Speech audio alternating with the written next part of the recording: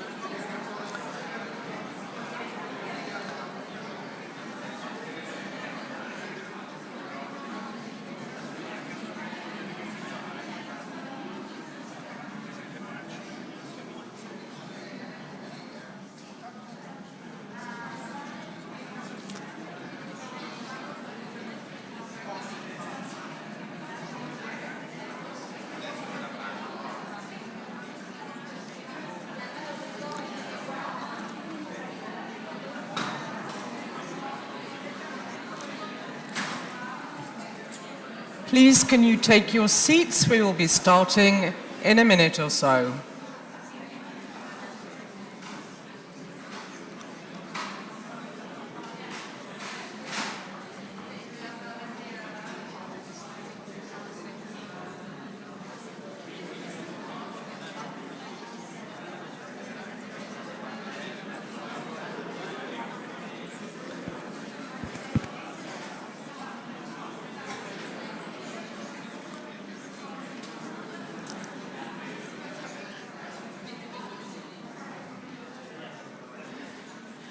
If everybody would like to make their way to their seats, we're going to start in a minute.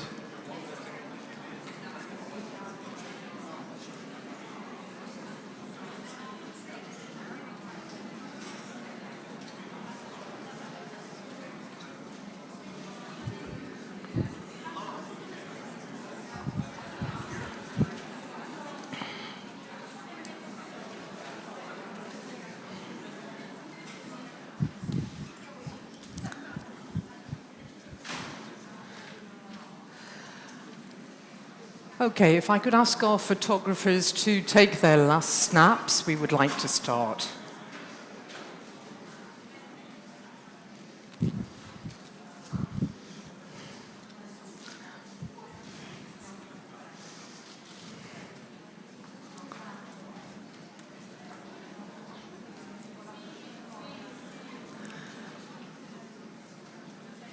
Okay.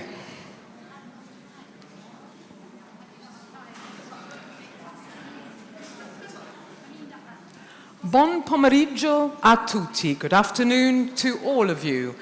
And a very warm, extremely warm welcome to Bologna and its Technopole for this important G7 Science and Technology high-level side event discussing Mediterranean and Atlantic Ocean health and coastal resilience in the frame of the EU mission Restore Our Ocean and Waters by 2030. Today's conference is jointly organised by the Italian Ministry of Universities and Research and the European Commission.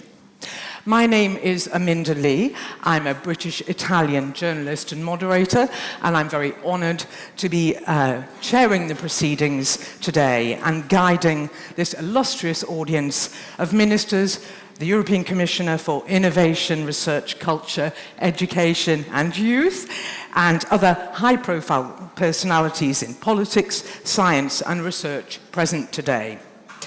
Before we start proceedings, I have some practical points for you. Please make sure that your mobile devices are turned on to silent or vibrate. For security reasons, please make sure you keep your passes with you at all time and nice and visible. We have, of course, social media hashtags. They are EU Missions, Horizon EU, and Mission Ocean. Please do share what you hear today with the world outside. And if you want to connect to the Wi-Fi in the building, here's a handy QR code to let you in so you don't have to do all the passwords. We have a packed programme ahead, addressing the health and coastal resilience of the Mediterranean macro region and the Atlantic Ocean in the face of climate-related extreme events.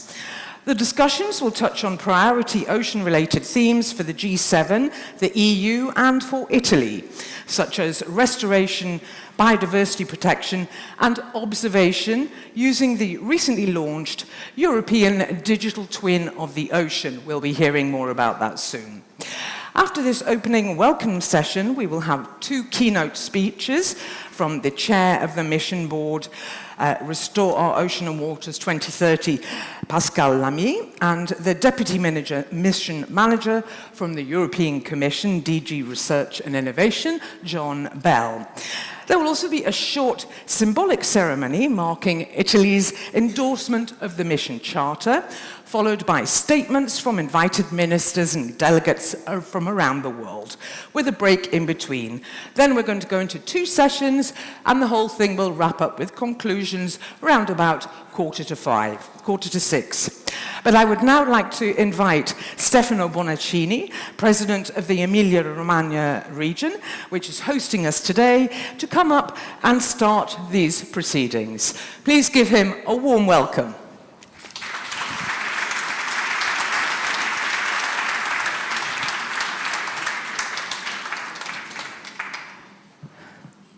Sorry for my pronunciation because I speak French, but I don't speak very well English. Minister Bernini, Commissioner Ivanova, Honorable Minister, kind speakers and guests, good afternoon, and once again, let me give you my warmest welcome in Emilia-Romagna, with a special thanks to all ministers and foreign institutional delegations that joined this meeting. Among these, I would really like to thank our Minister of University and Research, Maria Bernini, for choosing our location to host the G7 Science and Technology meeting and this high-level conference run together by the Minister and EU Commission. It's a great pleasure for us to host today the highest officers and international community here in the Technopole of Bologna. We can say that we chased the dream and thought it. This was possible thanks to the common efforts of our Minister of University and Research and Emilia-Romagna region. We were able together to win through international tenders and to turn in a few years what was formerly a tobacco manufacture site in a worldwide level location that will drive us into the future, whatever it will be. These international tenders brought here 2 of the most powerful high-performance computers in the world that you had the chance to visit this morning. First, the new weather forecast data center that was completed during COVID lockdown, and later the supercomputer Leonardo, powered by Cineca and INFN, and ranking 6 in the world, inaugurated by our President Sergio Mattarella in November 22. No doubt, these 2 critical infrastructures have become the driving force around which we are building a new big data innovation district that will have a worldwide relevance. Within this international technopole, we will host also some of the most important key players, such as a branch of United Nations University designed to manage artificial intelligence for human habitat change. Maria Bernini and I presented this project in June 2023. The National Agency of renewable energy, and National Meteo Agency, just to mention some of the institutes that will bring here more than 1,500 scientists and researchers. A place that the Italian government is going to appoint soon an European critical infrastructure, and that the city of Bologna considers part of the so-called knowledge path, a project building on the solid base of our ancient university and regional research and innovation ecosystem. I am glad that G7 ministers had the chance during these 2 days to share program and vision over critical subjects such as artificial intelligence, big data, and research and innovation. We are all aware that future will be a safe place for humanity if we will be able to build it on solid ethical pillars and share together this vision. What we also know is that innovation is having a high impact in our lives daily. The perfect example is this high conference of Mediterranean and Atlantic Ocean state of wealth. On one side, we talk about innovative digital solutions to face weather most severe events. On the other, the awareness that we represent, talking about Mediterranean area. 150 million tourists per year, the 30% of sea trade, 450 ports and terminals, cruises second largest world market, the so-called blue economy. The frame of our work is within the regional smart specialization strategy developed around a solid regional ecosystem that includes 7 national and international research centers, 7 universities, 11 technopoles, 2 international authorities. Big data, artificial intelligence, ecological transition, space economy, automotive, health, culture, agri-food business, tourism are the heart of this regional strategy, which runs over the shoulders of more than 400,000 companies and national leading ranking for innovation, export, number of patents, foreign students, and access to broadband. We are aware that big challenges bringing big responsibilities, but altogether we can face them and work for a bright future. Before leaving, allow me last thing.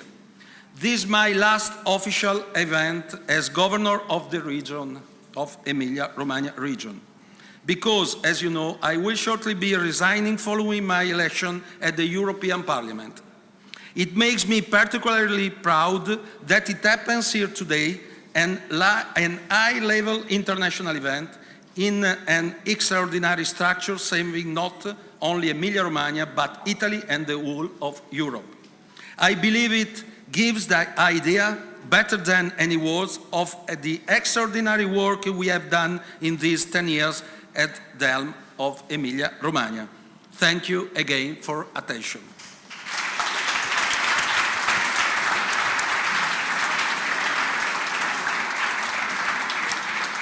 Thank you very much. The region is obviously very much at the cutting edge of science and technology. From the Italian government, I would now like to call up Anna Maria Bernini, Minister of University and Research. Her ministry is co-organizing this event. Minister, please give her a warm welcome.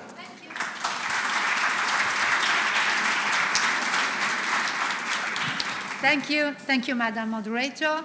Thank you, Stefano Bonaccini. I guess you do speak English very well, so thank you so much for your kind hospitality and, of course, for all your interesting and dense considerations. I would like to greet again Professor Belhocine. Thank you for your presence, and thank you to our friend, Minister Omran Nabi Al-Kib. We are so glad and honored to have you here from Libya. Thank you so much. We met about a month and a half ago. You promised to be here, and you did it. Thank you so much. Thank you to all of you, of course, to all our fellow colleagues, fellow ministers, and representatives of the European Commission, in particular, my friend Iliana Ivanova. Thank you for being here. Thank you for your participation at this G7 meeting. Thank you, Sylvie. Thank you, Mona.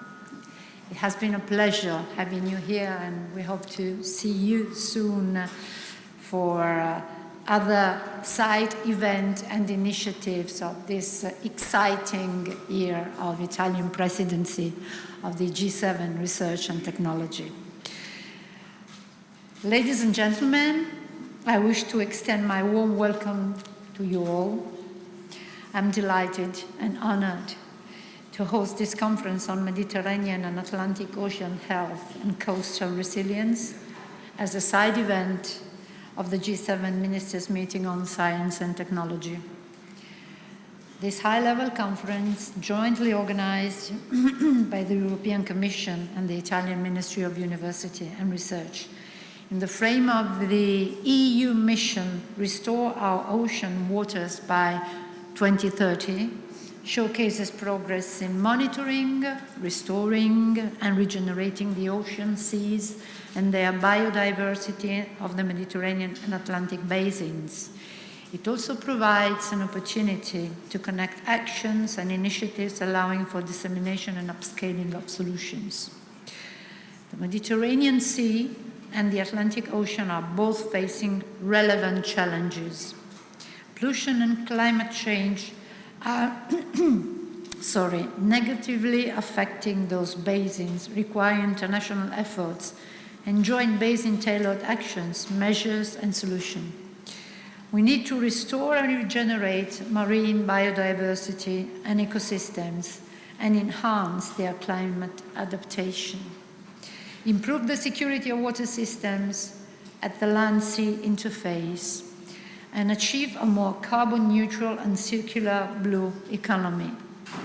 At the same time, we must also strengthen the resilience of coastal communities to extreme weather events, ice meltings, and sea level rise. Many actions have already been put in place. At European level, successful ongoing initiatives include the EU mission Restore Our Ocean and Waters by 2030, the Sustainable Blue Economy Partnership, the All-Atlantic Ocean Research and Innovation Alliance, and the Partnership for Research and Innovation in the Mediterranean area, the so-called PRIMA. Today, we will have the opportunity to hear more about what is being done, progress made, and future prospects, particularly with regard to 3 relevant fields of action of the communiqué adopted this morning by the G7 Science and Technology Ministers. Advancing the development of digital twins of the ocean capabilities and the use of emerging technologies for ocean ecosystem monitoring and assessment. Promoting the restoration and regeneration of marine ecosystems and their biodiversity. Enhancing cooperation with low and middle income countries, especially with African countries. Italy has a long tradition and expertise in these priority areas. It leads the implementation of the Mediterranean Lighthouse in the frame of the mission Restore Our Ocean and Waters by 2030 and the Sustainable Blue Economy Partnership. It also co-leads, together with Egypt, the Partnership for Research and Innovation in the Mediterranean area, also PRIMA. Italy can also count on a lively, vibrant, and excellent scientific community and research base within our universities and research centers and in our industries. I am sure that the high-level discussion today will be inspiring and fruitful. I wish to thank the session's chairs and speakers, and you all for being here and for your insights and contributions. I also wish to express my deep gratitude to the representatives of the European Commission for co-organizing this event, in close cooperation with my ministry, and to all those who contributed to the successful organization of the conference. Special thanks goes also to the local hosts, Cineca and the Emilia-Romagna region. Again, Stefano, thank you so much for your kind hospitality. Thank you, Vincenzo, for their support and kind hospitality. I wish the conference and you all great success, productive discussions, and a very pleasant stay in Bologna. Thank you so much.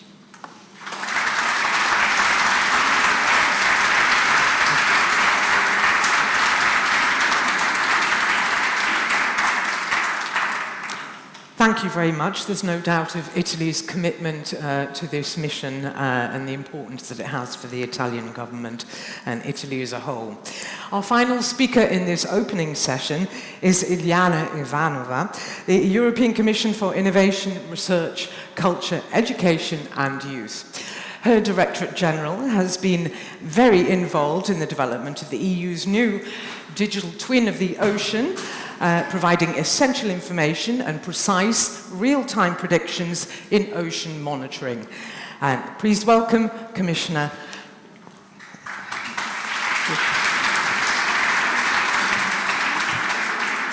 Thank you so much, dear Minister Bernini, dear Anna Maria, dear ministers, colleagues, excellencies, distinguished guests and friends. First, let me say a few words of sincere thanks to Minister Bernini for this impeccable organization and excellent discussions and very warm Italian hospitality that we witnessed during these few days. Thank you.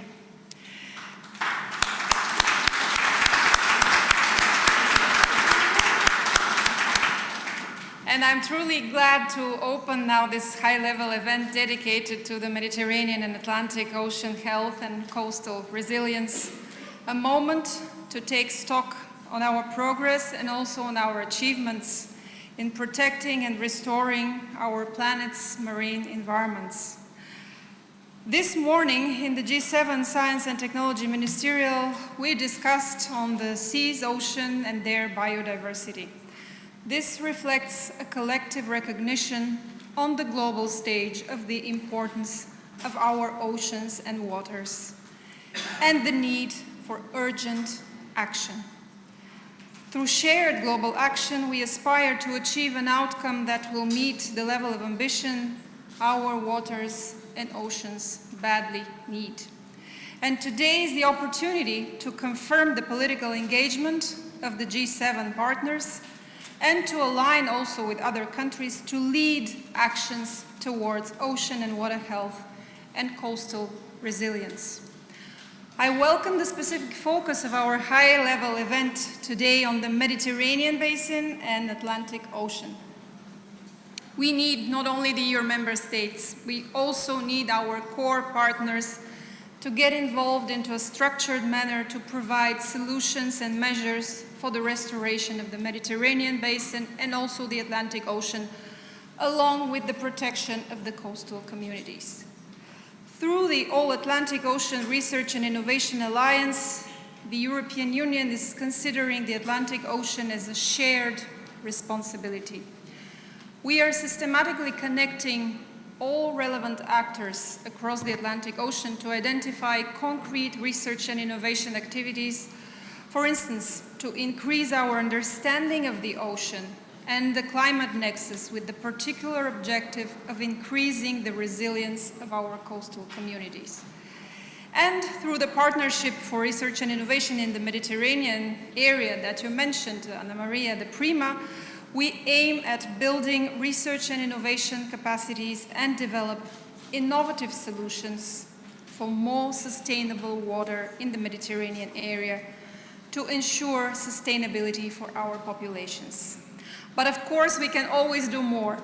And let me here put a specific light on our EU mission on oceans and waters, which aims to protect and restore the health of our oceans and waters by 2030.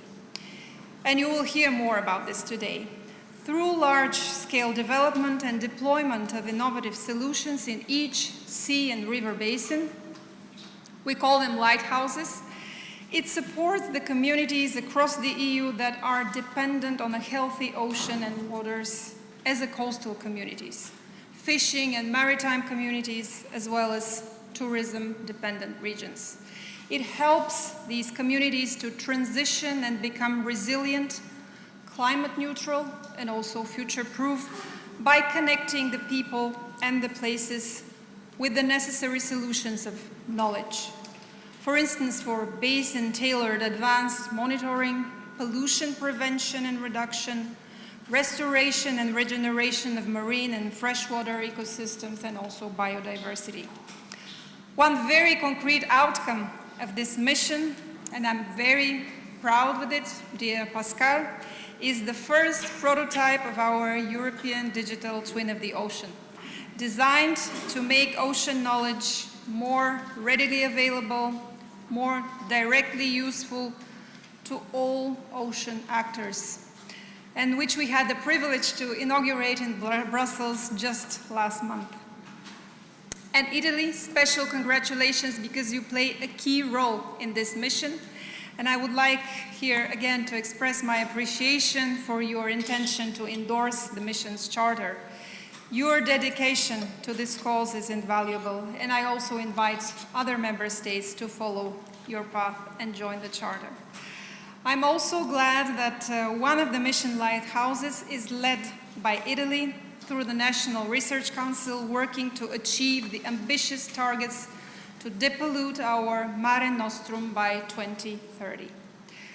We must continue working together, as we do, for instance, within the Sustainable Blue Economy Partnership, which Italy is leading, where 29 countries, together with the European Commission, are mobilizing around 450 million euros over 7 years to find solutions for enabling economic activities on the sea that are climate neutral, sustainable, and also productive. Ladies and gentlemen, during today's conference, you will have the opportunity to discover more about the different initiatives that I have mentioned, and also engage in discussions that will shape the future of our oceans and coastal resilience. Let us truly gather forces, share knowledge, because indeed only by working together we can ensure the wealth of our oceans and seas, but also of our entire planet. I wish you a very fruitful conference. Thank you.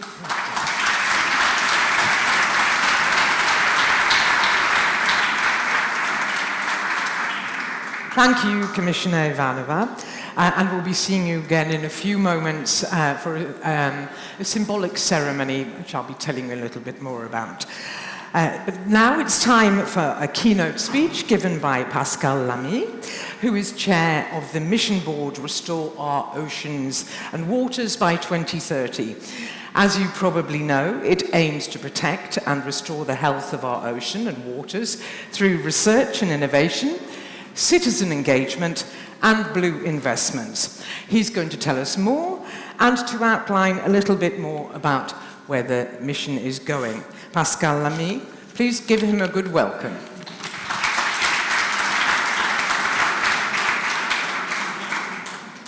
Commissioner, Ministers, dear Stefano, ladies and gentlemen, I will focus these few remarks on the ambitions and maybe more importantly on the realization in this Mediterranean region of our EU mission, Restore Our Ocean and Waters by 2030, which is nicknamed in Brussels as the Starfish Mission. Now, what are EU missions? In one sentence, they are a new model of EU 10 years programs reshaping the role of research and innovation in order to achieve crucial strategic ambitions in a way that mobilizes both top-down and bottom-up initiatives. I don't think I need here in Bologna to expand on the reasons why restoring the EU hydrosphere has become an urgent necessity, nor why among the 4 EU basins, the Mediterranean one focuses so much attention. Not that the Atlantic or Arctic, nor the Baltic, nor the Danube Red Sea basins are in good shape. they are not. But because the Mediterranean region is in an ever worse shape, because it concentrates on a relatively small scale and at a high degree of intensity the whole range of the challenges of degradation we have to face, and also, which is the flip side of this, the opportunities of regeneration. Hence, this wide spectrum of ambitions along 5 strategic components which are represented by the 5 legs of the starfish. 1, stop pollution. 2, increase protection. 3, develop a sustainable blue economy. 4th, boost science and public awareness. And 5th, improve governance. While targets exist in all these domains in the Mediterranean area, let me just focus on one of them, which is protection through the creation and the implementation of marine protected areas. MPAs are particularly important for this region, where bold actions are definitely needed to preserve biodiversity and support communities reliant on marine resources. Currently, the Mediterranean basin at large only has 10% of its waters designed as marine protected areas, with the proper balance of no-take zones, with areas supporting small-scale fisheries that make up around 80% of the fleet and 60% of employment.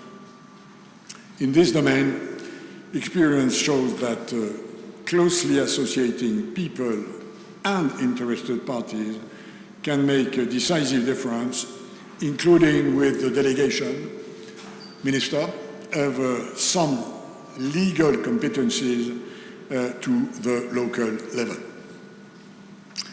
Ambitions of this mission, of course, matter, but what probably matters more is realizations, which are the real proof of a concept.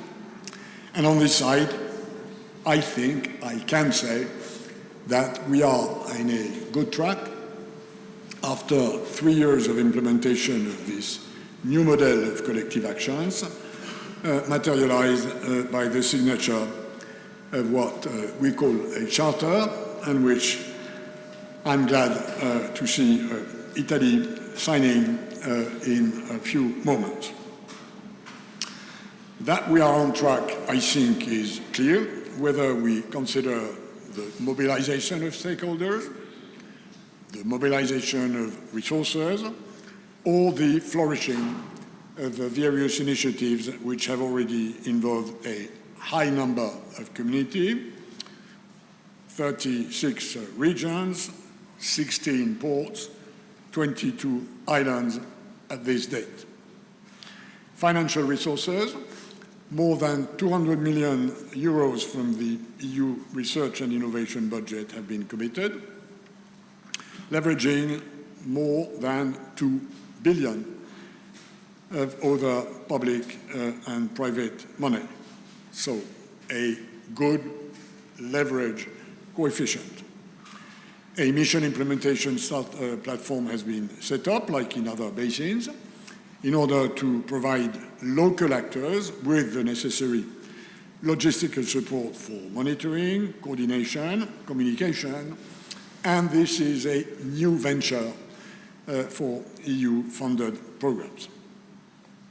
A wide range of projects have emerged, from preventing plastic litter at sea to its collection and valorization, from reduction of nutrients losses and pesticides to decontamination of chemical pollution, from decarbonation of coastal shipping or ports to replantation of seagrass, to give just one example of one initiative that can be replicated and scaled up is a project that succeeded in turning the small Greek island of Tilos into the first zero-waste island worldwide.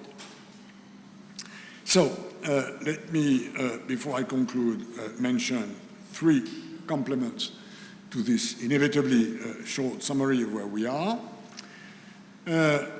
First, many stakeholders in the region are involved in a campaign for a new European Ocean Pact launched by the Azul Foundation and by the Brussels-based Institut Jacques Delors on the occasion of the recent European elections. So please join this manifesto if you're interested.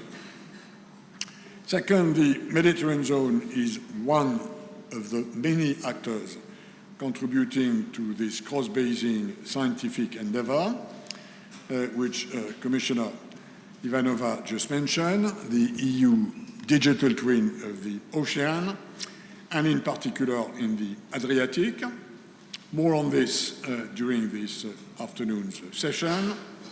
And 3, this United Ocean Conference number 3, organized by France and Costa Rica, will take place in June next year in Nice, a Mediterranean city and port.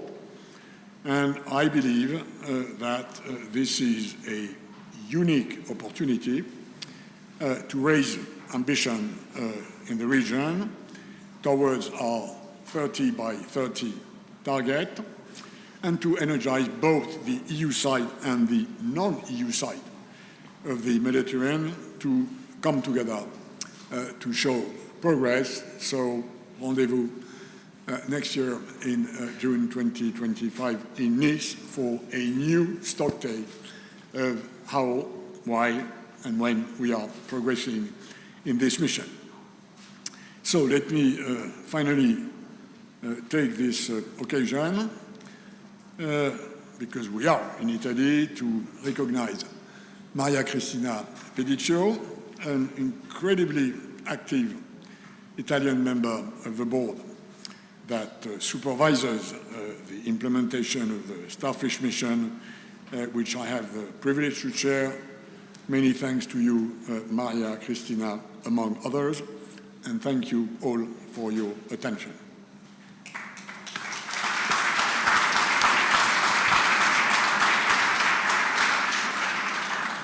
Thank you very much, and it's encouraging to hear the positive results that have already been achieved, even at this early stage.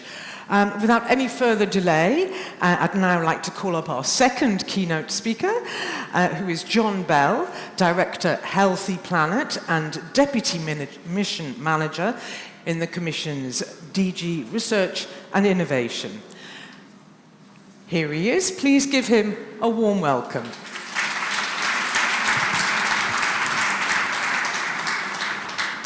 So as an Irishman, you're never going to win a fashion competition in Italy. And Pascal, thanks for making me look even more usé than is usually the case. Amici del mare e del mare nostrum. Ladies and gentlemen, Commissioner, I'd like to thank Minister Bernini and President Bonaccini for your very warm welcome to a place that is putting the green and digital transitions, the ocean, and the knowledge about the ocean at the heart of our future. I'd like to also thank you, who are representing the G7 today, for your communiqué, for giving us inspiration, those of us who have to make it happen in terms of the direction that we have. Because in the world that we are in the European Union, we say that science has a responsibility to give courage to politics, to give hope to citizens, to give energy to innovators, and to give respite to nature. And that is what your communiqué helps us to do wherever you come from around the ocean. And this really is the central part of what we're here today. Wherever you call home, the ocean is common to all of us. And whatever your understanding of your culture, or your place, or your economy, or your society, the ocean will decide what happens to each and every one of us where we live, wherever we are on this globe. Our futures will be determined by what happens in the ocean and because of the ocean, and how we together anticipate what we do about that. So placing the ocean and the scientific understanding and the digital predictiveness and modelling and the mobilisation of communities around our common ocean at the heart of your communique, I think is prophetic and timely. This week you may have seen in your media a very striking piece of science which probably flowed through the river of data in the machines here at some point, that told us that the ocean surface temperature is warming beyond our model's predictions. So we do not know what that means. We don't know whether we should blame the modelers or whether there is something that we don't understand about the single most important life support system that we have, the ocean. And we no longer accept, and here I want to thank my own Commissioner for the support we've had in working on research and innovation on the ocean. There is not an acceptable level of ignorance about the ocean, because it will transform our lives together. So as coastal economies, generally speaking, in the G7, where our future prosperity and our security depends significantly on our knowledge, observation, and ability to work and harness the ocean, we really need to step up our level of ambition. And so we thank Italy for your leadership in many different areas over many years, and our G7 partners for keeping this focus, because I know on ocean observation, the G7, you have been leading and inspiring people to keep this effort alive. Now, Pascal has said most of the things that I would like to have said, but he said them with greater authority, so I will shorten that. The best thing an Irish person can do usually is stop talking. At least my wife tells me that. But we are here also to talk about why we should be feeling that the scientific and research community is hopeful that we can start to unlock what's in the ocean, transform what it means in terms of how we need to live, how we build the next economy, and how we share the next economy with the people who live around the oceans, many of whom are feeling very anxious and very disenfranchised at the moment. And so the mission Restore Our Ocean and Waters, as Pascal has very clearly said, it's supposed to inspire people that what's best about our world, our civilization, can be mobilized to actually restore our seas and oceans and ecosystems, including a third of our EU sea area and 25,000 kilometers of flowing rivers, which I thought was a tad ambitious given some of the political debate that we've had recently. But I saw in a report this week that in fact there are some indications that the 25,000 kilometers of flowing rivers is being achieved. So there's always reason for hope. It's also about in making sure that these things that are so important intergenerationally to the generation who are there expecting us to deal with their anxiety in terms of dealing with the pollution and the plastics in the sea, that we can have them by the end of the decade, and that we can make the blue economy, the ports, the islands, the shipping, the fisheries, all of the areas that are there, to make them a blue economy, carbon neutral, with new sources of income for the future. So that's what the mission has been about. And it's extraordinary to see this mobilization. The Mediterranean, of course, is the most active, as always, where we see an extraordinary mobilization of hundreds of cities and islands and ports and regions and companies and countries in this case is mobilizing, taking ownership of the mission and working with us to make it happen in very significant ways. And today, the digital twin of the ocean, I guess, as our Commissioner has said, is a very particular manifestation. Within 2 years of our President von der Leyen announcing this with President Macron at Brest, the first DITO edition has been delivered. And you can think about this as scientists, as researchers, but I talk to people in the real world outside, and I say this is our planetary space and time machine.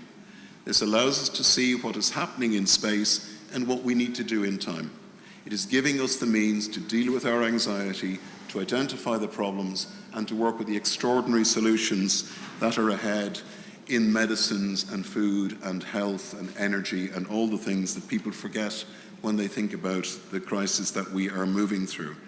So the digital twin of the ocean is a first flagship showing us what we can do together and needs to be supported in a structured way as we see things that move from being scientific infrastructure becoming part of the public policy infrastructure for decision making, so that people, wherever they live, can make up their minds, where should we be building our houses or putting our renewable energy pylons, or where will the fishing grounds be, or how can we restore the sea forests of kelp and other plants in different ways.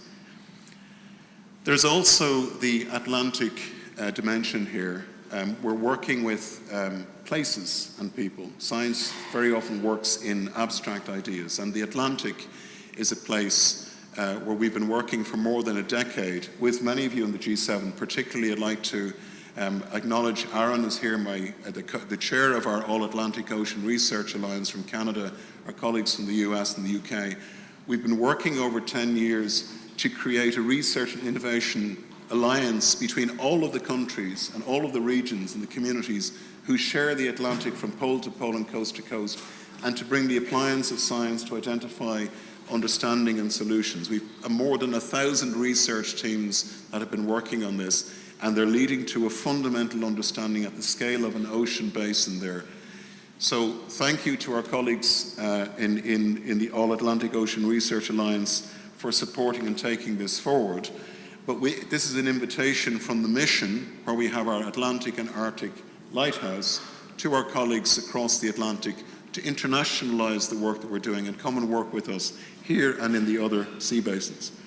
Minister Bernini also mentioned the Sustainable Blue Economy Partnership, which is actually quite remarkable. I mean, getting 29 countries to agree on anything in itself would be an achievement, I think it's fair to say.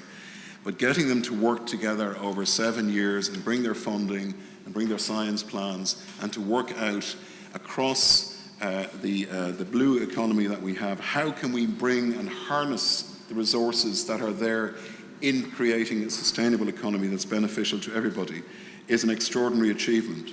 And our colleagues are also here from Prima, around the Mediterranean, which we call our Mare Nostrum, our inner sea in the European Union. And Prima is another example where science creates a space where people can work as equals wherever they come from to find the solutions to issues like water and food and agriculture. And it has recently been given its new lease of life by the Council and by the Commission. So I could go on, but I will stop. It's incredibly important that we realize we are in a very specific decade. So that piece of science during the week was telling us we've a lot of homework to do. Are we actually in a 3 or 4 degree scenario? Is there something wrong with the science that we have? How do we work to put this together? And for all of our colleagues in the G7, we invite you to continue the work that we do. Science is an area that builds bridges, not walls, where we need to work together around our common ocean to share what we know, to deepen our cooperation across the Atlantic, and to engage with this great mission to inspire people that the future is hopeful. Thank you. Thank you.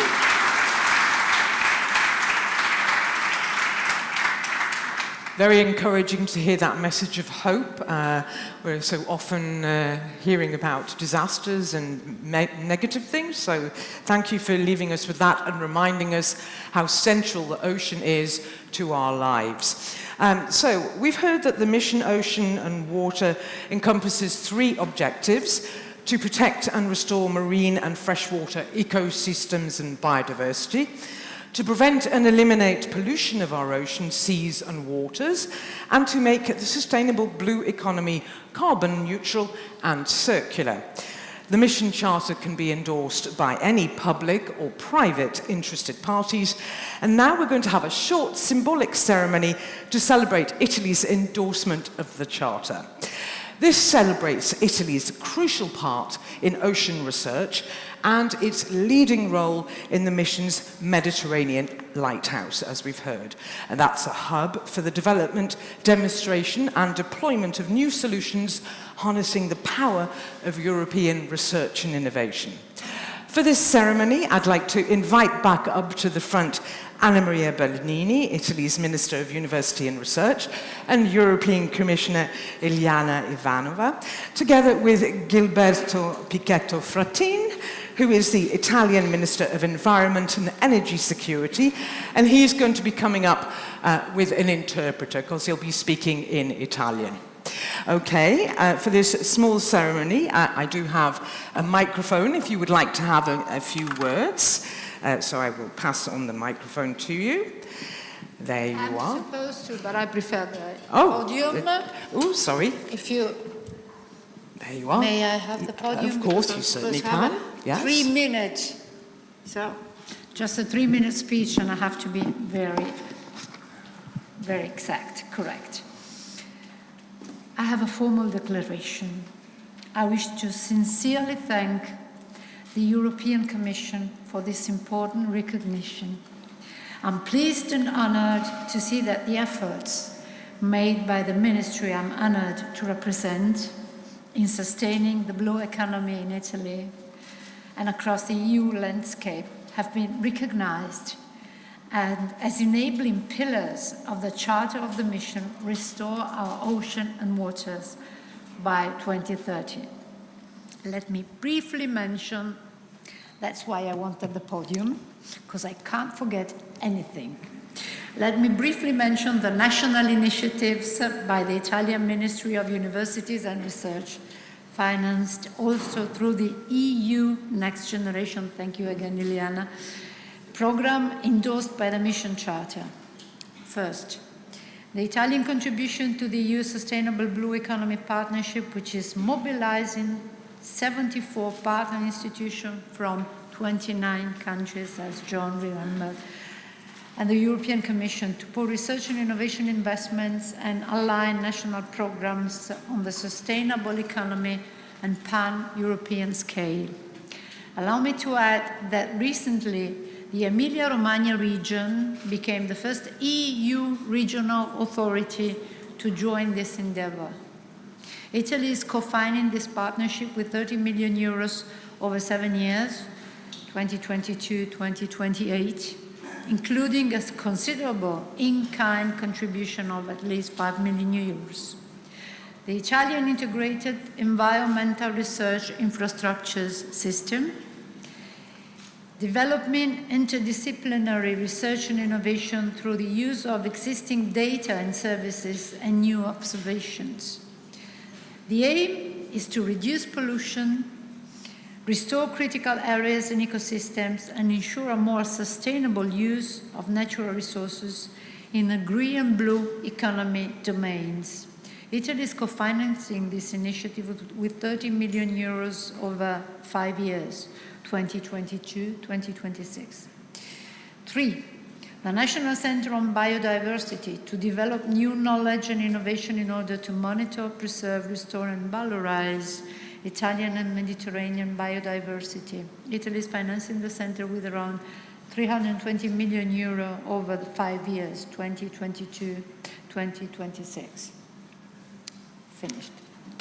I'm delighted that these initiatives are complementing and supporting the strategic priorities identified by the mission Restore Our Oceans and Waters by 2030, and restore the health of our seas and waters through research and innovation, citizen engagement, and blue investments. Once again, I would like to thank the European Commission. I would like to thank Iliana Ivanova for this prominent endorsement. I would like to confirm Italy's strong commitment towards pursuing these strategic objectives now and, of course, in the coming years. Thank you. Thank you. Thank you. This is for Gilberto, maybe.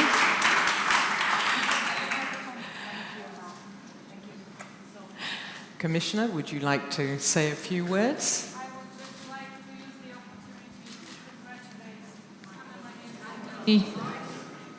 Yes, to congratulate Anna Maria Bernini, our colleagues from the ministries, for all your commitment and dedication to the cause.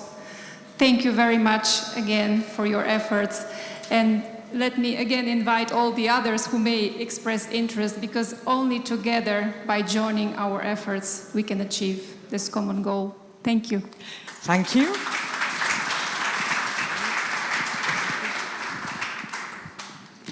My English is terrible, quindi parlo italiano anche perché appartengo alla generazione che non faceva l'inglese a scuola, per ragioni anagrafiche.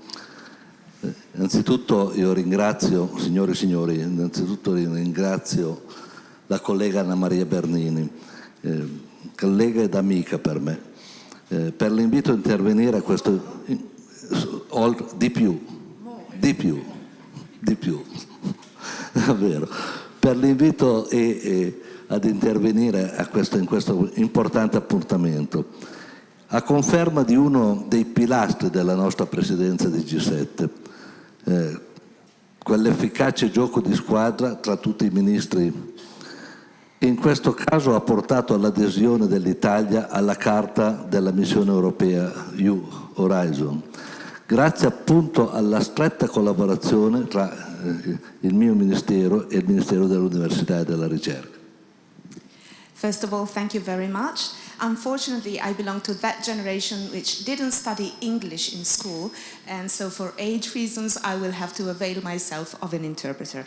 Ladies and gentlemen, first of all, I would like to wholeheartedly thank my friend and colleague and more, Anna Maria Bernini, for her kind, without any double entendre, of course. It's quite ambiguous. But it was said.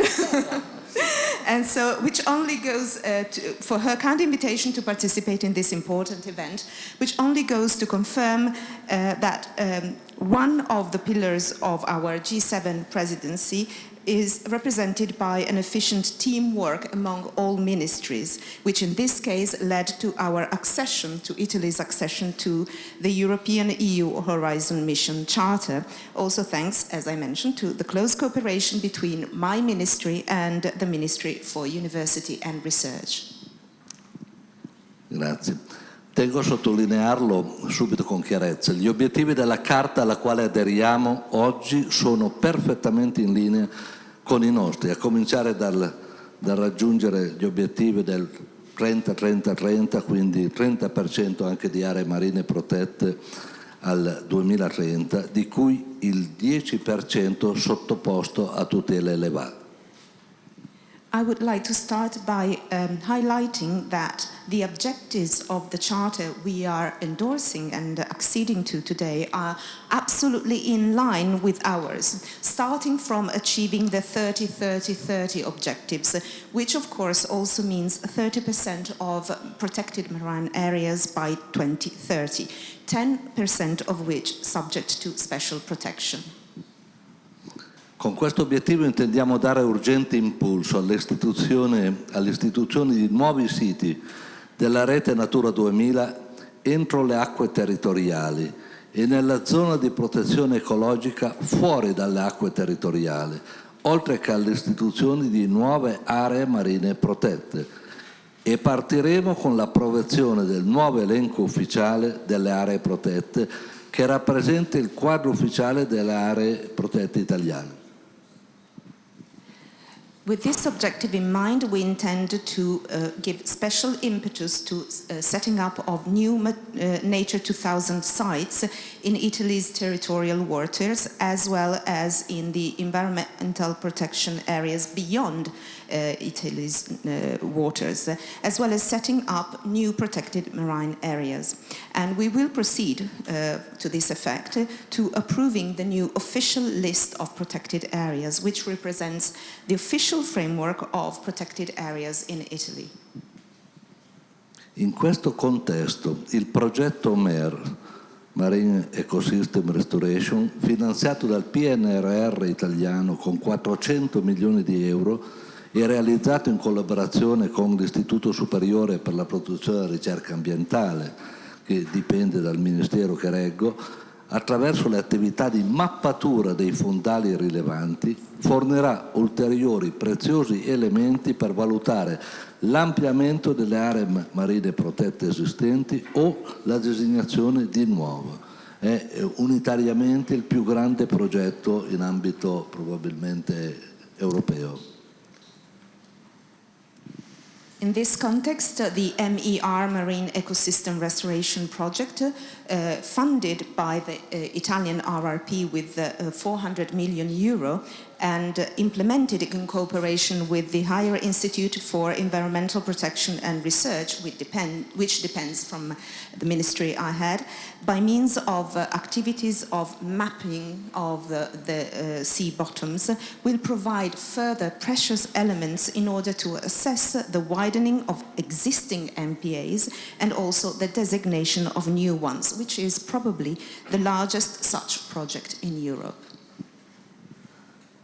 Tale conoscenza acquisita sarà poi alla base di futuri interventi di rafforzamento della gestione e del regime di tutela delle aree marine protette. Infine, attraverso l'attività di ripristino dei fondali marini, il progetto MER contribuirà in modo concreto al rafforzamento degli ecosistemi marini critici in linea con gli obiettivi di lungo termine della strategia europea per la biodiversità.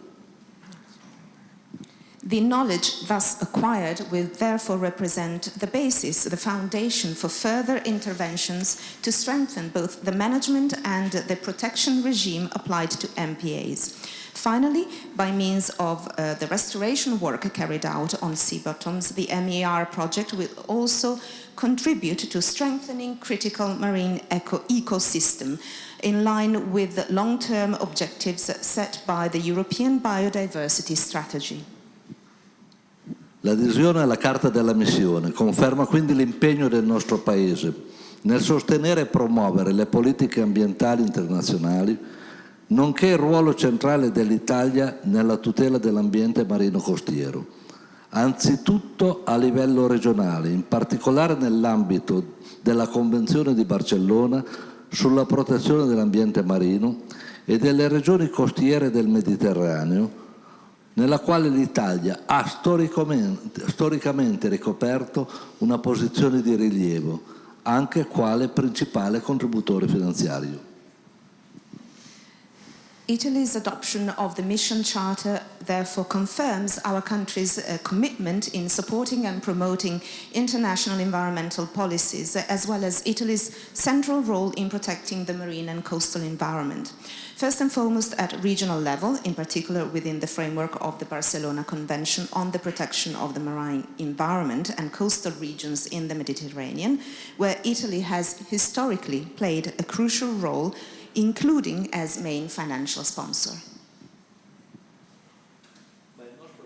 Ma il nostro è un impegno che si sviluppa anche a livello globale. Vorrei ricordare che proprio in una riunione G7, quella dei ministri clima, energia e ambiente, del 30 aprile scorso a Venaria, l'Italia ha posto sul tavolo il tema della protezione degli oceani. Il comunicato finale di Venaria fa stato della volontà dei paesi del G7 di perseguire la ratifica dell'accordo sulla conservazione e uso sostenibile della biodiversità marina delle aree al di là della giurisdizione nazionale, nel più breve tempo possibile, auspicabilmente, si è scritto, entro la terza conferenza delle Nazioni Unite sugli oceani, che avrà luogo nel Mediterraneo a Nizza a giugno 2025.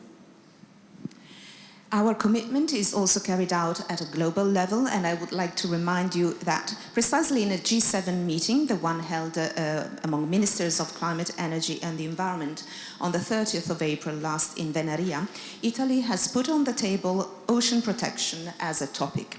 And the final communiqué issued in Venaria takes stock of the G7 countries' decision to ratify the agreement on the conservation and sustainable use of marine biodiversity beyond national jurisdiction as quickly as possibly and hopefully, states the text, by no later than the third conference of the United Nations on Oceans, which will take place in the Mediterranean in Nice in June 2025.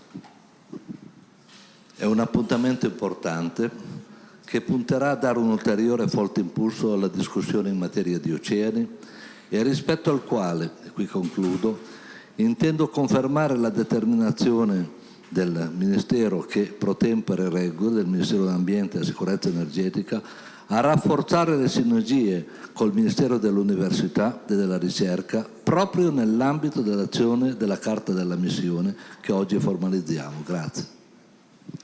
And this is an important event aiming at providing fresh impetus to the debate on the topic of oceans. On this respect, and this will be my conclusion, I would like to underline and confirm yet again my personal determination and that of the ministry I am managing pro tempore, the Ministry for the Environment and Energy Security, to strengthen further synergies with the Ministry of University and Research, precisely in the framework of our accession to the Mission Charter, which we are officializing today. Thank you. Thank you. Thank you.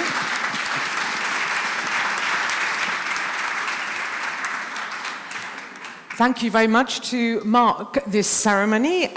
Commissioner, I don't know if would you like to hand these to the two ministers? They're a little pergamon, a little celebrating, and we can have a couple of photos marking this important moment. So we have to sign something? No need to sign anything. We believe you. Commissioner.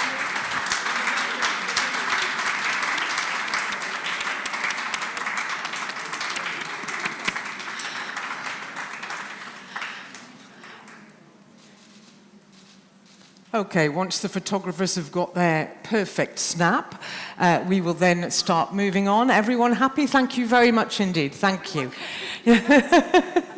Thank you very much. Thank you.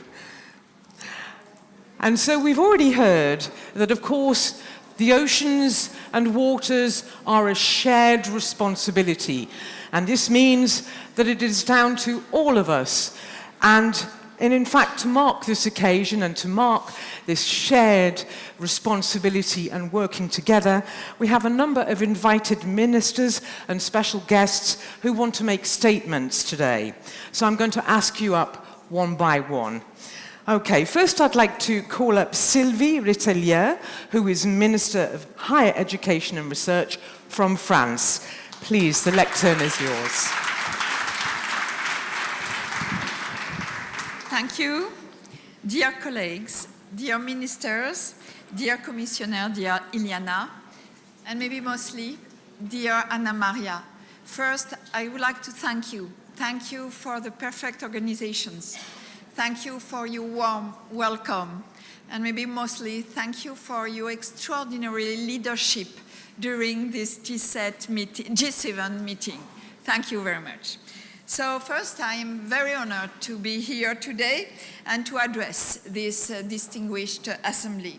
I am proud first to reaffirm our strong commitment to the mission of restoring our oceans, seas, and waters, and to support the ambitious goal of achieving substantial progress by 2030.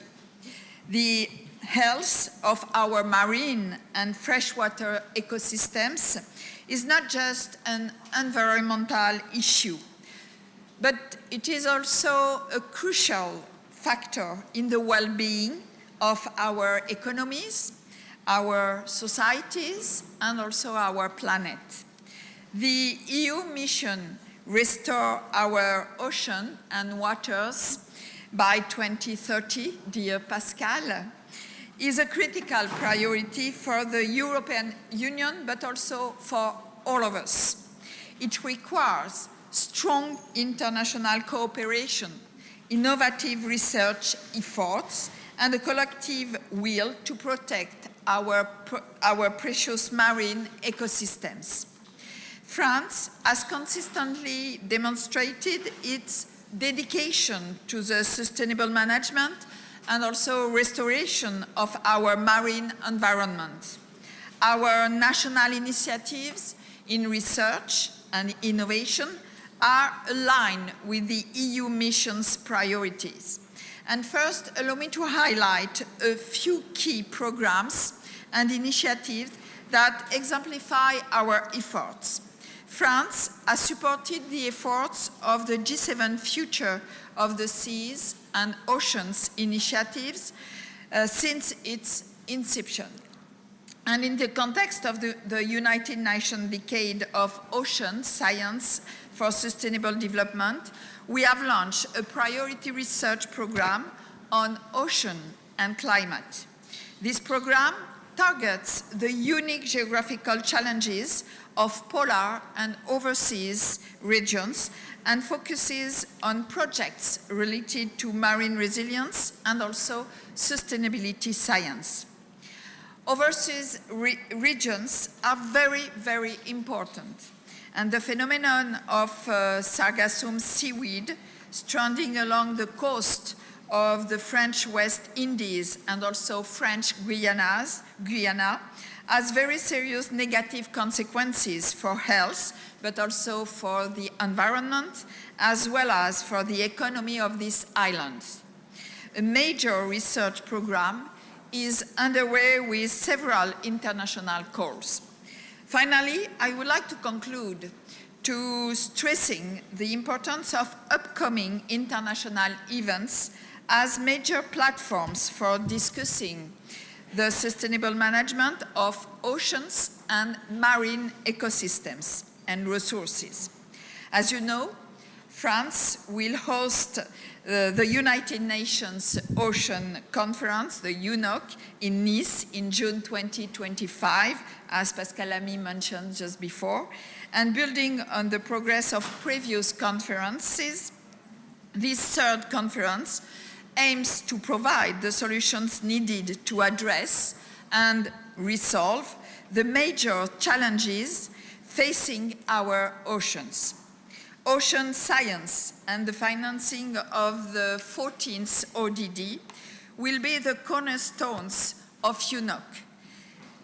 To achieve this, the participation of civil society organizations will be really essential.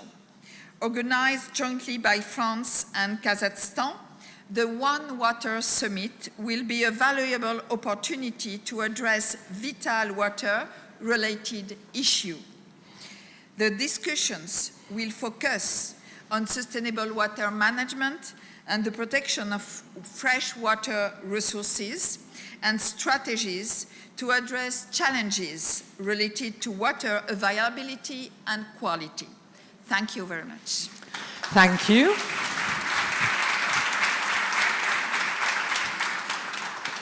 Now I'd like to call up Mohammed Belhocine from the African Union, who is the African Union's Commissioner for Education, Science, Technology and Innovation. Please give him a warm welcome.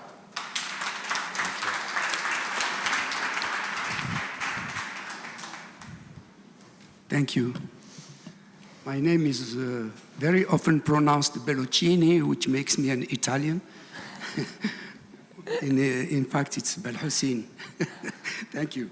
Honorable Minister Anna Maria Bernini, Excellency European Commissioner Iliana Ivanova, Your Excellencies, distinguished delegates from the Honorable Ministers from the G7, distinguished delegates, ladies and gentlemen, all protocols duly observed. Allow me once again to thank the Italian presidency for the invitation to this session. I'm honored to address this August meeting around the mission Restore Our Ocean and Waters by 2030 on behalf of the African Union Commission. For Africa, as for other continents, the marine and coastal areas are of particular importance in light of our dependence on the sector for revenue, income, and employment, and as a key source of food, energy, health, leisure, trade, and transport. They offer huge potential for the continent's growth, diversification, and development. Cognizant of the vast benefits of the blue economy, the African Union Commission designated the period 2015 to 2025 as the decade of African seas and oceans. Yet, the marine and coastal areas face significant impacts from climate change, and the continent's exploitation of blue economy sectors remain limited and largely uncoordinated. To address these challenges and exploit the full potential of our oceans, the African Union has developed the Africa Blue Economy Strategy in 2019. It guides the continent's approach to the protection, conservation, management, and sustainable use of marine and freshwater resources. It covers 5 major sectors, namely fisheries and aquaculture, shipping, marine tourism, oil and gas, and maritime decarbonization. The strategy is implemented through, among others, the establishment of centers of excellence on fisheries, aquaculture, and the blue economy, marine protected areas, and waste management initiatives for reduction of plastic pollution and other harmful waste entering our waters. Still, there is a need to address the huge gap in terms of the requisite infrastructure, data, and technology to fully realize the potential benefits that would accrue from the sustainable use and conservation of the marine and coastal resources.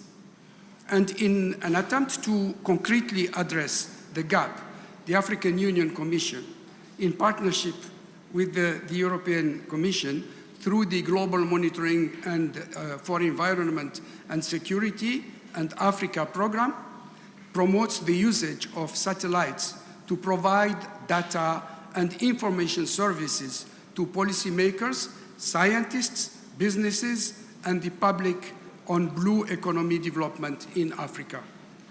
GMES and Africa is addressing key issues in the Mediterranean Sea and Atlantic Ocean involving 15 countries and using the following services. First, we have monitoring and forecasting of biological and physical oceanographic variables. Second, we have fishery resources management and protection, including potential fishing zones, identification, and vessel traffic. 3, coastal vulnerability mapping and monitoring.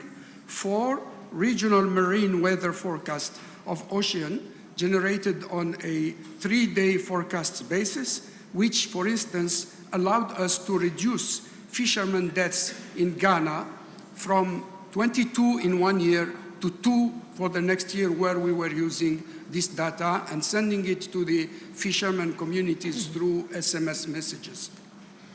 Oil spill monitoring services is the last service offered by GMES and Africa program. The African Union is committed to the protection and restoration of ecosystems and biodiversity in our seas and fresh waters. But this can't be done alone, given the competing priorities and the limited resources, and therefore we call on the G7 to strengthen their cooperation with Africa in working jointly on promoting best practices and knowledge sharing, funding models, investing more in ocean science, technology, and innovation, and ensuring strong participation and involvement of women and youth, which we are already doing through the GMES and Africa program. The African Union is committed to the principles outlined in the Mission Charter by Italy. Our collective efforts and initiatives are crucial to restoring our oceans and waters by 2030 and in the attainment of Agenda 2063, the Africa we want. Through this platform, we look forward to conceptual and concrete dividends through enriching discussions on various dynamics of the marine and coastal sector, including the use of data, technology, and innovation. I thank you for your attention. Thank you. And thank you for your patience. Next, I invite up Shuichi Sakamoto, who is Japan's Vice Minister of State for Science and Technology Policy. Give him a warm welcome. Thank you very much. First, I would like to congratulate and sincerely appreciate the Italian Ministry of Universities and Research and the European Commission for successfully organizing this important conference.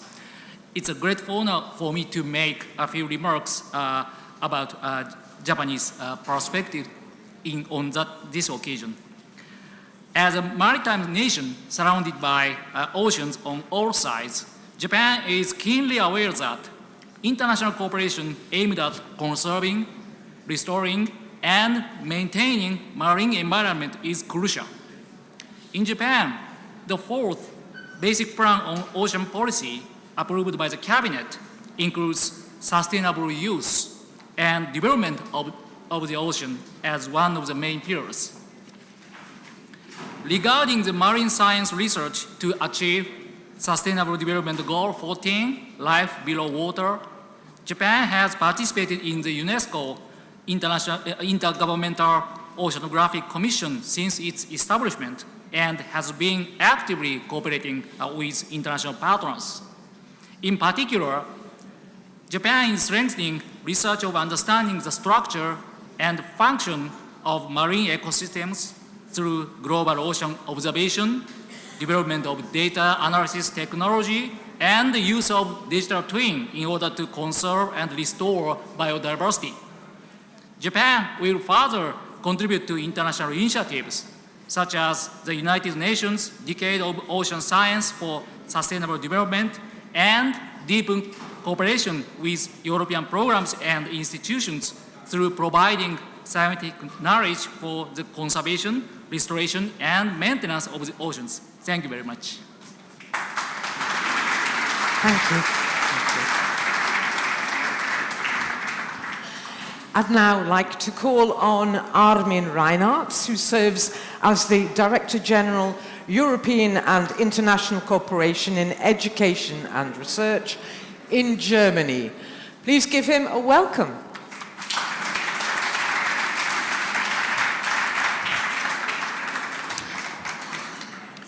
Thank you so much, Minister Bernini, ministers, dear colleagues and friends. If you allow me a quick personal remark, I think some may say that before we start actually working on the challenge at hand for a healthier environment, for a healthier marine life, there's a challenge of actually working across divisions in a ministry.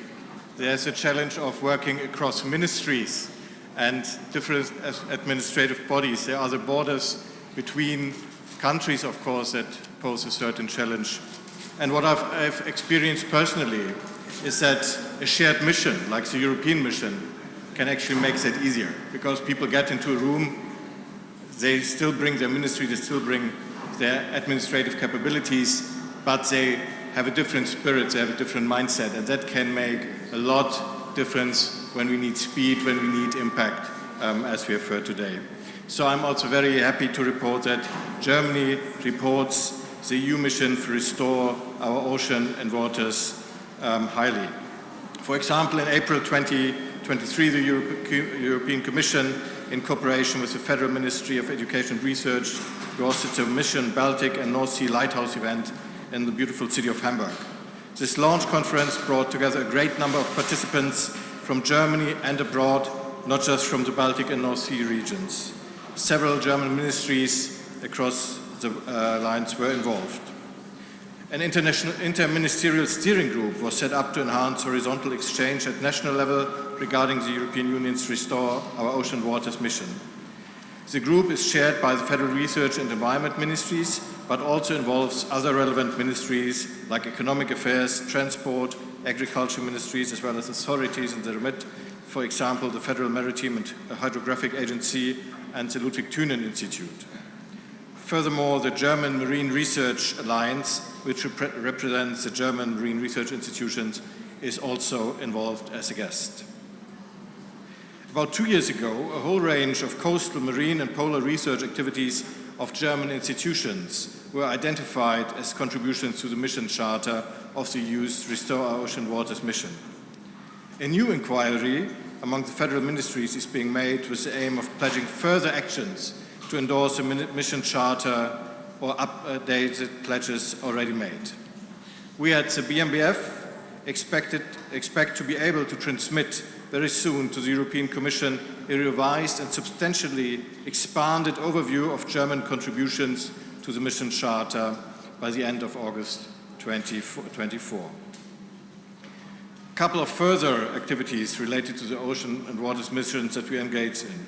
We provide about 600,000 euros funding for the Plastic Pirates Germany project as our national contribution to the European Plastic Pirates Initiative. We support the implementation of the regional level governance North Sea and Baltic through cooperation within the Blue Mission Banners project and other missions activities initiated by the European Commission. If we further look ahead, in a decision on the European cooperation, the German Bundestag, our parliament, demands with regards to all 5 EU missions that action be taken to ensure coordination between the EU's mission-oriented research funding and the missions defined in the federal government's future research and innovation strategy. The aim, therefore, is to better coordinate and link these EU missions with our national measures and also with other existing European Union programs. We expect that the interministerial steering group I just mentioned will contribute to this coordination so that synergies can in fact be created. Another look into the future, which many of us are working right now, it's in regard to the European Union's 10th Research Framework Program, the FP10. And we published a German discussion paper a few weeks ago, and in this paper there's the following stated regarding the EU missions. Mission orientation is to be strengthened and its effectiveness increased. The current instrument of European Union missions should be reviewed, and a stronger focus as well as a co-creation of topics and objectives is required. Links with other policy areas at the European and national level are essential. I think especially in regard to links, this G7 meeting but also this conference has been a major success, and I want to thank you again to Minister Bernini and her team for the great hospitality and enabling these links on this platform here today. Thank you very much. Thank you.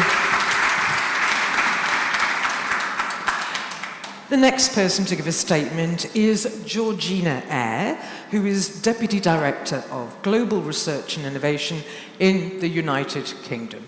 Please give her a warm welcome.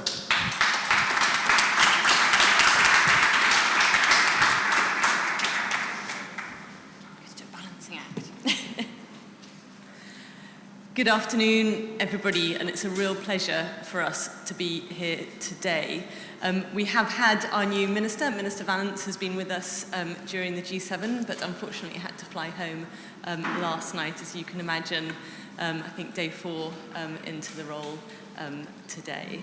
I'd first of all like to express my huge thanks to our Italian presidency and my absolute heartfelt thanks for your absolutely exquisite organisation and generous hosting of the G7 Ministerial. And to you, Minister, thank you for so excellently chairing us through our discussions. It's been a wonderful 2 days with you and your team. Thank you. I'd also like to thank Italy and obviously the European Union for organising this high-level conference on oceans, coastal resilience in the Mediterranean and Atlantic Ocean Basin. I understand that you've had an incredibly interesting, rich and varied programme. As I say, we've just concluded 2 absolutely fascinating days in the G7 Science Technology Ministerial, where we talked about how advances in ocean science can support both national and international policy to protect and manage our marine environment. And why is that important? It's important because humanity depends on the oceans, which provides our water, our energy, the oxygen we breathe. It controls our weather and our long-term climate through the uptake of carbon. And 2/3 of the global ocean lies beyond national jurisdiction, so international collaboration is absolutely critical to drive ocean protection and sustainable use. And conferences such as this one today are key moments in bringing us together to further enable that collaboration. And international collaboration is key to driving further advancements in science and in technology that deliver global benefits for us all. And it's for that reason that the UK is so pleased to be back associated with Horizon Europe and to be fully participating member of the crucial Horizon Europe mission, Restore Our Oceans and Water by 2040. And we value working with a wide range of stakeholders, including through the EU mission, Restore Our Oceans and Waters, to protect and restore the health of our oceans, and uniting research, policy, industry, and society to solve our shared challenges. And last year, the UK joined the All-Atlantic Ocean Research and Innovation Alliance, an important research and innovation collaboration with G7 and other Atlantic partners. Working together on ocean research and innovation in the Atlantic Basin, from pole to pole, on important topics such as coastal resilience and ocean observation and modelling, will benefit us all. And I would like to thank Canada, not for the first time today, for taking the lead as Ayre chairs this year, and for their work in steering the All-Atlantic Alliance as new partners are welcomed. Thank you. And we very much welcome the UN Decade on Ocean Science for Sustainable Development. It's an important framework which has been rightly championed by G7 partners as a way to mobilise collaborative ocean science efforts. And so you will have heard the word collaboration from me many times over, and I would like to end by reiterating just how important collaboration is to the UK. Our Oceans Country Partnership Programme, a marine science programme that aims at working with our partners across the globe to manage the marine environment more sustainably, including the Atlantic states such as Ghana and Senegal, is important to us. So I'll end by saying thank you again to our wonderful hosts, and we very much look forward to a fruitful dialogue going forward. Thank you.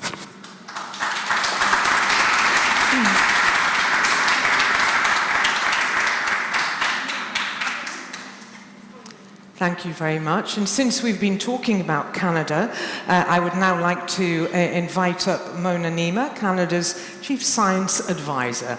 Please give her a warm welcome.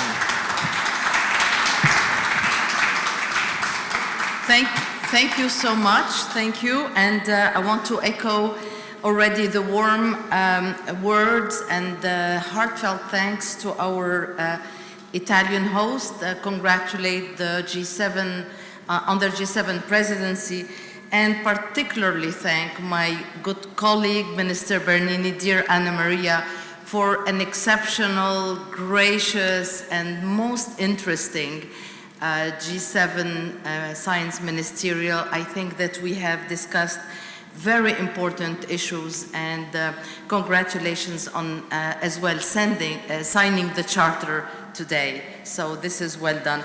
I want to also thank the scientists who give us hope. Thank you for mentioning it, and I want to acknowledge the presence of my colleague and friend from Canada, the Assistant Deputy Minister for Science at the Ministry of Fishery and Ocean, Aaron McPherson, right here. So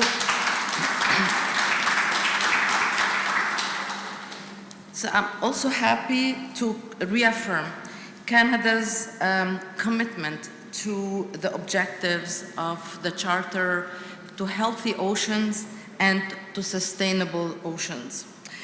I want to perhaps use my very little time to highlight some of the initiatives that we are pursuing in support of the Charter objectives. First, on protecting and restoring ecosystems and biodiversity of seas and freshwater. Canada is taking comprehensive steps to ensure we have safer, cleaner, and healthier oceans.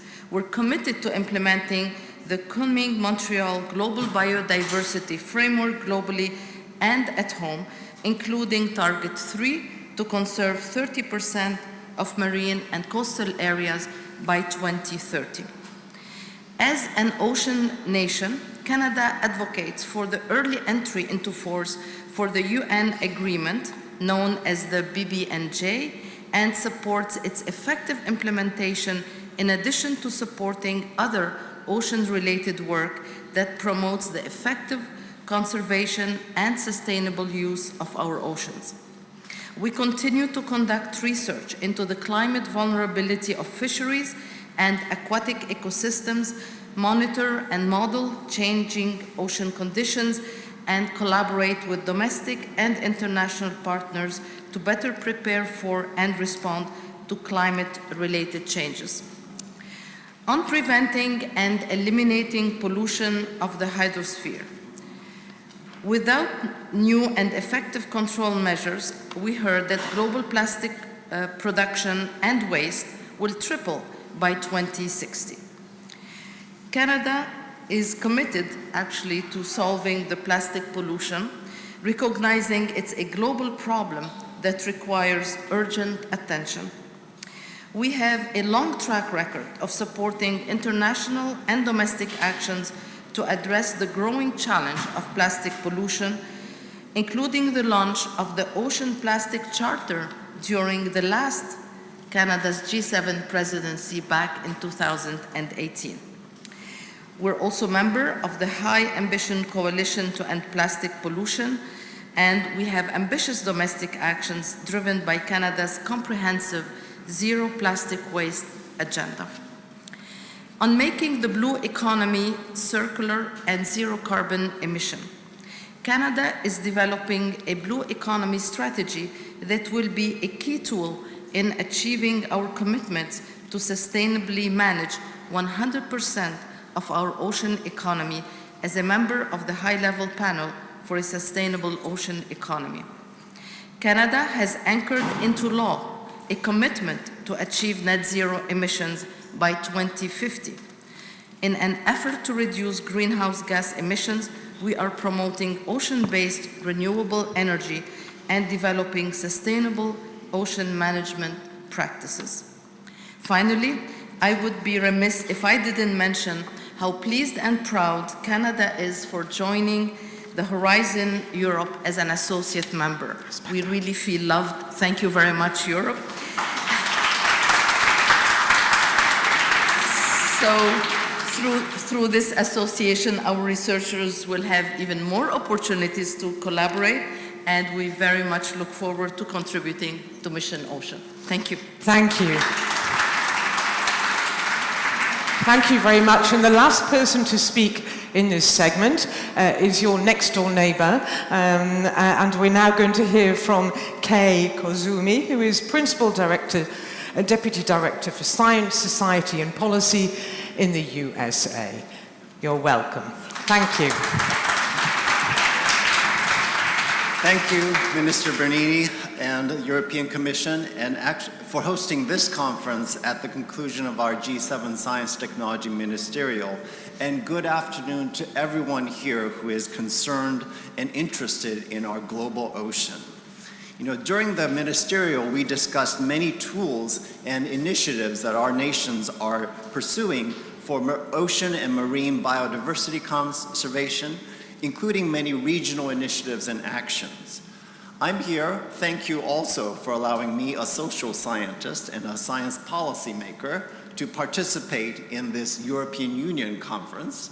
The United States, we feel very welcome here because, of course, the United States, we are an Atlantic Ocean nation. We are also an Arctic and Pacific Ocean nation. And we in the United States have been very pleased with the efforts of the G7 Future of the Seas and Ocean Initiative to map the ocean. And I'm here to say that for us, the pillars of science, conservation and sustainable use, and capacity building are governing our ocean governance initiatives.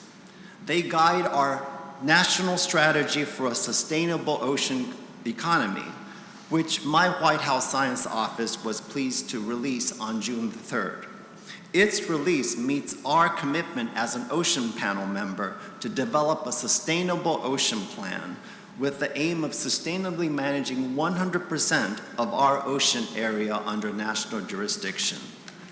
We see sustainable ocean plans as a key tool for ocean health and sustainability. For other countries interested in developing their own, we would welcome conversations on how we can work with you and learn from each other. We are also a strong supporter of 30 by 30. We are on track to meeting those 30 by 30 goals. And we will continue to seek out additional ways to work with other countries toward that collective goal we have for our globe.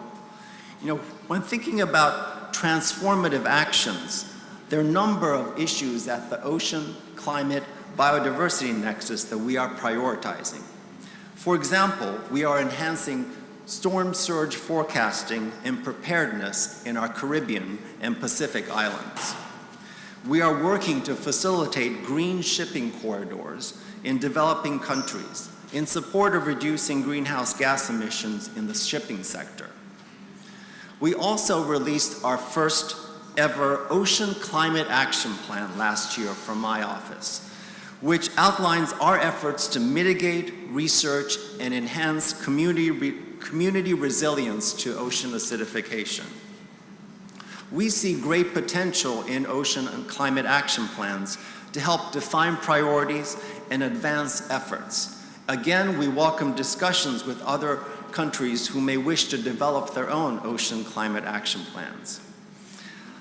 The issue of plastics has been discussed already several times in this initiative, and we are happy that we are actively participating with many of the nations represented here in negotiations for a global agreement on plastic pollution to avoid any further damage to our ocean from the damaging impacts of plastics. You know, we are seeking to develop a framework in regulation firmly based in science, and we are committed to utilizing our ocean science capabilities and our ocean research capabilities in cooperation with everyone in the world. And at this moment, since we are standing next to a supercomputer, I will say that I'm proud that last month my office launched a Digital Twins initiative to bring together our federal computing and research capabilities to make sure that our researchers and the globe's researchers can collaborate on digital twins, including, of course, digital twins of our planet, including our ocean. So with all of these efforts, improving ocean health, advancing sustainability through scalable, flexible, and science-based actions are what we are committed to doing with all of you in service of our global ocean. Thank you very much. Thank you. Thank you. Thank you to all the ministers and the illustrious guests that we've heard so far. We will be having a couple of more statements after a short break that's coming up now. I'm sure you want to stretch your legs and get your heads clear. Then we'll be having 2 sessions looking at some concrete solutions that are already happening to protect our oceans and waters. And then there'll be a quick wrap up, and we really aim to finish before 6 o'clock. So hopefully everyone will play their part in making that happen. Please do remember to keep your badges with you, and the social media hashtags are EU Missions, Horizon EU, and Mission Ocean. Enjoy the break, and we will see you back. Listen out for the bell, which will call you back in. See you very soon.